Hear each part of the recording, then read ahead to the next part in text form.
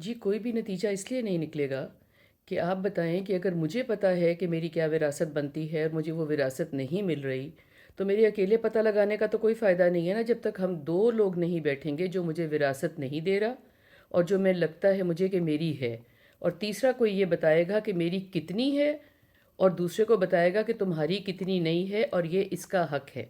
ऐसे ही बच्चों के मसाइल हैं, ऐसे ही घरदारी के मसाइल हैं, ऐसे ही राइट्स के मसाइल हैं। जब दो लोग नहीं बैठते तो देने वाले को नहीं पता होता कि मैं क्या नहीं दे रहा और क्या मैं दे रहा हूँ। लेने वाले को भी नहीं पता होता कि मैं किस चीज़ की डिमांड कर रहा हूँ, ये मेरा हक है कि नहीं। और बहुत सी बातों का ये तरीका है, ये नतीजा है, बिकॉज़ अपने घरों में हम कुछ होते हुए देखते हैं और हमारा दिल कहता है कि ये ना होता, और अपने घरों में हम कुछ होता हुआ नहीं देखते हैं और हमारा दिल करता है कि ये होता।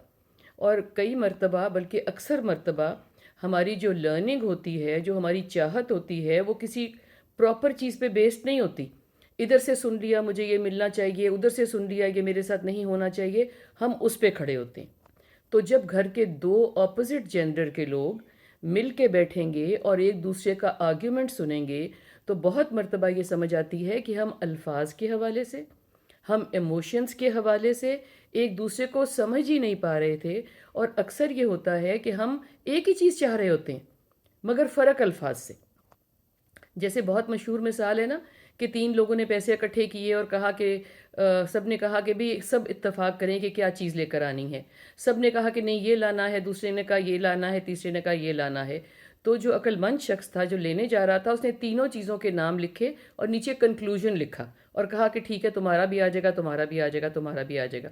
इवेंचुअली ये पता लगा कि एक ही चीज़ के फ़र्क लैंग्वेजेस में, फ़र्क नाम से हर कोई एक ही चीज़ मंगा रहा था, जो कि वो बंदा लेने जा रहा था, जो कि थे अंगूर। तो हमें भी बहुत मर्तबा ये बातें समझ नहीं आती। मुझे मेरी सहेलियाँ, मेरा मेका बता रहा है कि क्या करना है, साथ वाले को उसके दोस्त, उसके मेके वाले, उसके कॉलीग्स बता रहे हैं कि क्या करना है, और इवेंचुअली हम जब इकट्ठे बैठते हैं तो पता लगता है कि हम एक ही चीज़ चाह रहे थे। तो इसलिए बहुत ये बेहतर है, औरतें अलग से काउंसलर्स के पास ना जाएं, आदमी अलग से काउंसलर्स के पास ना जाएं। और जब एक घर बन जाता है, मियाँ बीवी और बच्चे, तो पेरेंट्स कंपैरेटिवली कम दखल दें कि वो लोग क्या बात कर रहे हैं और क्या करना चाहते हैं। बड़ों का इनपुट बहुत फ़ायदा मंद होता है, मगर साथ के साथ बहुत मर्तबा हमें समझ नहीं आती कि हम अपने बच्चे की साइड लेते हैं, जो कि गलती पर होता है।